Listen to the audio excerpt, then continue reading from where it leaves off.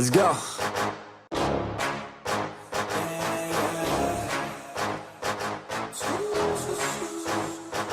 Yeah, let's go.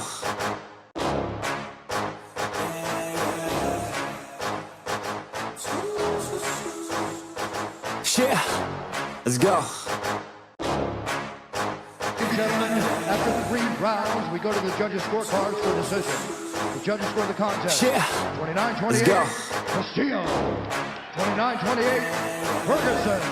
And 29-28 for the winner by split decision. Yeah, let's go. Tony El Kukui. Ladies and gentlemen, after 3 rounds, we go to the judges' scorecards for decision. Yeah, Vita let's Paolino go. scores it 29-28, Jan. David Lethaby has it 29-28, O'Malley. And Ben Carter Yeah. scores the contest Let's go. 29-28 for the winner by split decision, Sugar Sean yeah, let's go.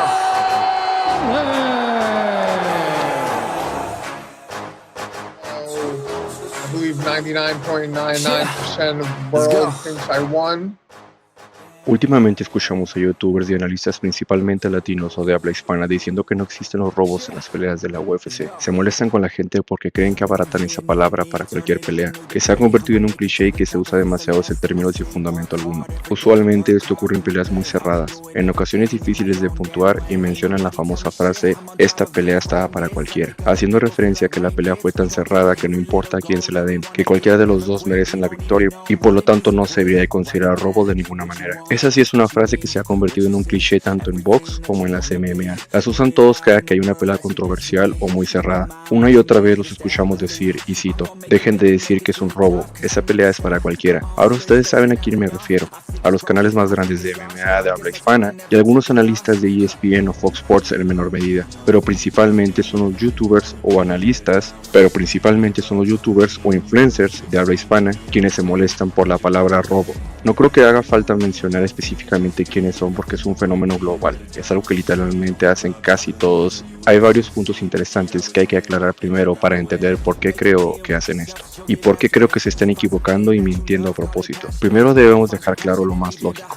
La palabra robo y el robo en sí, que tanto les molesta, existe, y existe desde hace mucho tiempo tanto en la UFC como en el box, y ocurre con bastante frecuencia. Definitivamente no cada fin de semana, pero tampoco son casos aislados, y no hay otra manera de definir cuando un peleador que merecía que le dieran la victoria, donde todos los aficionados y analistas vimos un ganador claro, y los jueces injustamente terminan dándole la pelea convenientemente al contrincante que usualmente suele ser el favorito en la casa de apuestas o el peleador más mediático o popular. A eso yo lo llamo robo, porque el peleador invierte dinero en su preparación y sacrifica tiempo entrenando a tope y cortando peso, estudiando al rival, y se sube al ring o al octágono y pone en riesgo su físico para ganar, para apoyar a su familia económicamente y para formar una carrera exitosa. Ya que, como todos sabemos, que en el caso de la UFC es importante ganar para obtener los bonos económicos que ofrece la empresa, a diferencia del box, donde cada peleador tiene asegurada su bolsa desde antes de la pelea independientemente de si pierde o no. Entonces estás afectando de manera directa en el bolsillo del peleador, en la proyección de su carrera, y ya ni hablar de cómo puedes afectarlo de manera anímica y mentalmente. Así que definirlo como robo no me parece descabellado ni remotamente exagerado o fuera de lugar. Mi pregunta es si siempre que una pelea está muy cerrada y difícil de puntuar, el argumento de siempre es, y cito de nuevo, no es un robo, es una pelea que pudo haber ido para cualquiera. Entonces, ¿por qué convenientemente siempre se la dan al peleador más popular, al más mediático? Podemos ver el ejemplo de Paddy Pimblett contra Jared Gordon, se la dieron al más mediático. Sean O'Malley contra Peter Yan, se la dieron al más popular, y además mermaron la carrera de Peter Yan, ya no ha vuelto a ser el mismo desde entonces. Michael Bisping contra Anderson Silva en Inglaterra, se la dieron al local. John Jones vs Dominic Reyes, se la dieron al favorito y que además es el GOAT. Volka contra Islam, se la dan al favorito y al que sabemos que siempre tiene el apoyo de ese círculo representado por Khabib, con privilegios descarados que hemos visto desde que le dieron la localía a Islam frente al campeón Charles, de manera inexplicable. Y en el box no terminaría de citar los ejemplos. recientemente desde la primera pelea entre el Canelo y Golovkin, o aquella pelea donde un juez sinvergüenza vio ganador a Canelo contra Floyd Mayweather, y así lo puntúan las tarjetas. Entonces, siguiendo esta línea de razonamiento, el argumento de todos estos analistas y youtubers colapsa porque no se trata de que la pelea sea tan cerrada y se la dan a cualquiera, porque no es así, no se la dan a cualquiera, se la dan al favorito, al mediático o al popular. Ahora, existe una herramienta muy obvia que tienen los jueces y que siempre ha existido para resolver este tipo de problemas, y del que sorprendentemente nadie habla, nadie lo toma en cuenta, simplemente es declarar empate y ya está. Si la pelea es tan cerrada, que en muy pocas ocasiones suele ser así, tan cerradas que ni los jueces mismos, que son los que están preparados para puntuar las peleas, saben quién ganó, entonces lo correcto y lo justo es marcarlas como empate. ¿Por qué no lo hacen? ¿Qué es eso de darle la pelea a cualquiera solo porque fue cerrada?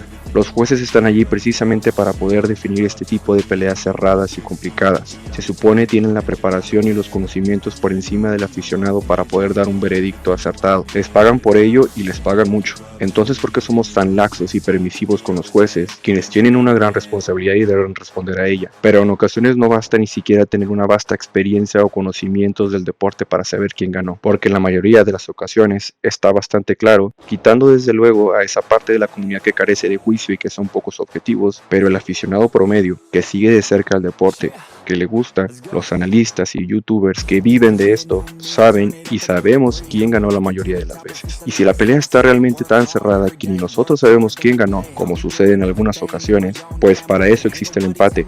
La pelea entre Volka y Islam debió haber sido declarada un empate desde mi punto de vista. Cada uno ganó sus rounds de manera clara y solo el segundo round se convirtió en un punto neurálgico porque ninguno sacó una ventaja notable. Entonces, si es así, no le des la decisión al favorito solo para favorecer el negocio o a las casas de apuesta o a cualquier interés externo que tú me digas. Marca el empate, era lo más justo, y lo vimos en la pelea entre Henry Cejudo y Sterling, una pelea muy cerrada que ni yo mismo podría decirte un ganador claro. Entonces declara el empate y ya está, nadie se va a poner a ese resultado. Claro que el problema comienza porque esto al final de cuentas es un negocio y lo que importa son los peleadores mediáticos que venden pay-per-views, y a la empresa le conviene que estos personajes ganen sus peleas para seguir moviendo dinero, y el tema deportivo pasa a un segundo plano. Todos sabemos que se trata de dinero, e incluso los peleadores, como por ejemplo Jared Gordon, sabe y sabía que si no finalizaba a Paddy Pimblett, le iban a dar la pelea a Paddy Pimblett. Así es esto, y lo saben. Peter Yan también lo sabía. Todos los peleadores lo saben. Entonces, ¿por qué los analistas y youtubers intentan maquillar esta problemática minimizando el problema o ignorándolo o explicándolo con la vieja confiable de siempre, de que es un negocio? Entiendo que es un negocio, que así funciona y que los peleadores lo aceptan, pero seamos sinceros, no es un juego limpio, no es algo justo ni correcto, y no hay problema en darlo a conocer, en exponerlo y por qué hacen esto. Me parece que las MMA, a diferencia del boxeo, tiene un poco o bastante más credibilidad, mientras que el box por lo general tiene una reputación donde la gente cree que se arreglan las peleas y los peleadores eligen sus peleas y ponen cláusulas de hidratación para sacar ventajas, y vemos cómo les fabrican los récords a muchos boxeadores para mantenerlos invictos, enfrentándolos contra malos boxeadores. Entonces, dicho esto, no quieren y no queremos que las MMA se ensucien a este nivel. Hasta el momento es uno de los deportes con más crecimiento a nivel mundial, y tampoco ha habido ninguna prueba irrefutable o sospecha importante de que se haya arreglado alguna pelea estelar en la corta historia que tiene la UFC. Afortunadamente, a diferencia del box, la UFC parece ser un deporte mucho más limpio, donde la empresa elige las peleas y no los peleadores, y no existen estas cláusulas de hidratación impuestas por los propios peleadores ni nada por el estilo. Siempre pelea el mejor contra el mejor, y esa credibilidad que ha ido formando a la UFC en su corto periodo de existencia es invaluable. Es algo que le ha dado prestigio a la empresa. Entonces, a manera de proteger el negocio, también hay que proteger la credibilidad del deporte, para que la gente se mantenga interesada y se sigan moviendo los millones de dólares que se mueven. Y en mi opinión, creo que por eso les molesta tanto este tipo de palabras tan fuertes que pueden hacerle daño a la credibilidad del deporte. Disminuiría el interés de la gente, las vistas a los canales dedicados a esto, la interacción y la influencia en redes sociales. Todo esto se vería afectado si la UFC empezara a perder credibilidad, y por eso es que youtubers, analistas que viven de esto y por supuesto directivos como el propio Dana White protegen el negocio a capa y espada, aunque en ocasiones se equivoquen, porque aunque lo nieguen es evidente que algo raro sucede en ocasiones con los jueces, y no se trata de ignorancia o de que simplemente sean malos jueces como a veces lo hacen ver. Claro que no es así, la tendencia siempre es a favorecer a los peleadores mediáticos y en ocasiones de formas descaradas, y eso te deja pensando qué sucede con la comisión atlética y sus jueces. Algo raro hay ahí y eso es innegable. Si bien esta no es una constante, no es necesario que pase 50 veces para que sea un problema. En ocasiones el descaro es tal, poniendo como ejemplo la pelea de Paddy Pimblett contra Jared Gordon. Esta decisión no fue por un grupo de jueces que no sepan puntuar las tarjetas. Sería muy ingenuo pensar eso. Hubo algo detrás de eso, obviamente, y eso sí quiero dejar algo muy en claro. No creo que se arreglen las peleas. En ocasiones, de ser así, habrían arreglado precisamente esta pelea de la que estamos hablando. En ocasiones a la UFC no le salen las cosas como quisieran. En este caso querían que Paddy Pimblett se luciera, pero terminó siendo una vergüenza. Y la gota que derramó el vaso fue el cinismo de Dana White, que en otras ocasiones sale a hablar muy francamente y sin tapujos, pero en esta ocasión, sus primeras palabras en la conferencia de prensa y su lenguaje corporal fue de molestia hacia Jared Gordon. It's like the Paddy Pimblett fight. It's like Gordon had a horrible game plan going into that third round. You think you won the first 2 rounds with the judges? I mean, how do you know that? Why go in there and throw away the third round and not go in and fight your ass off and try to win? If you think you know who won what round or whatever, you're crazy. I've been doing this for 23 years. I have no fucking idea what those guys are going to do or what they're going to say. So, you know.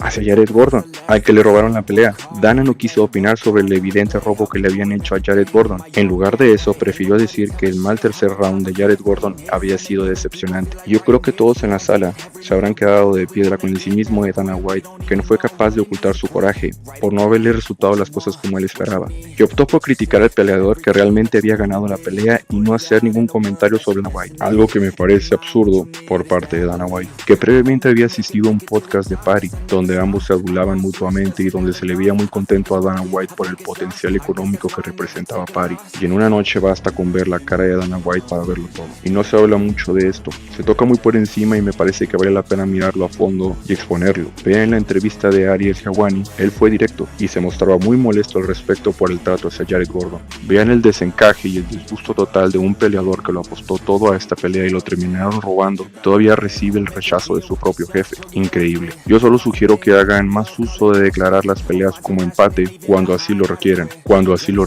aunque sea un resultado inconcluso que no le agrada mucho a la gente en la arena ni a los propios peleadores, además del dolor de cabeza logísticamente hablando por las implicaciones que puede traer un empate al estancar una división por el hecho de realizar la revancha, además de que un empate no vende demasiado, deja un sabor agridulce, incompleto, pero ni modo, nada es perfecto y en ocasiones se tienen que tomar medidas para hacer el deporte más justo y que evolucione en beneficio de todos, incluyendo el negocio. La UFC no debería permitir que esto suceda, porque no necesita de esto, su crecimiento es exponencial y el interés que hay en la UFC cada vez se duplica. Yo creo que es mejor ir a paso lento y seguro que a paso rápido y sucio. Do you get paid like show win?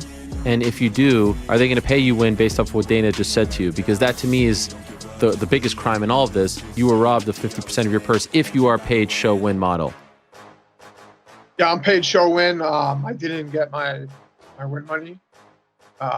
So what does that mean? We got your back. I mean, I'm not trying to cause a thing here, but like, I don't. You know what I mean? I don't know, man. I really don't know, and I'm not trying to put words in his mouth or saying that he's going to do something for me that's not going to happen or that he's not going to do anything for me.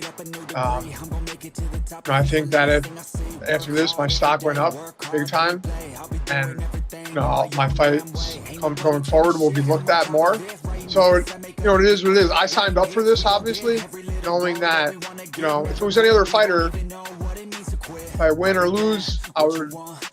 I get my show money and my win money, or I don't get my win money. So, I lost. The loss is on my record. There's an L next to my name when you look at my fight against Paddy Pimblett. So, that was the contract I signed. And I think, I don't get my win money when you lose. You don't get your win money when you lose. So, I mean, some instances you do. Obviously. Alex Morono did. Yeah, he did, but he didn't win that fight. Can I don't mean to correct you, and I'm not trying to make you more mad. I have your back here. You didn't lose that fight, and it annoys me to hear you say that you lost. You did not lose that fight. 3 people thought. Well, what on paper. Yeah, whatever. I know, I get it. Fuck that paper. Trust me.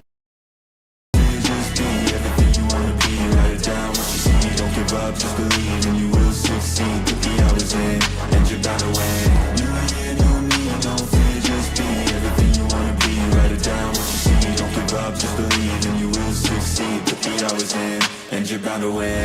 Make a deal with yourself that you'll get after it. Find something that you love, call it passionate. Or find some passion and leaving behind adequate. Your journey starts now, time to make it happen then. You could be great, have it your way. Served up like some room service on a nice plate. The high life is only hours a day away from making a change to the life that you chase.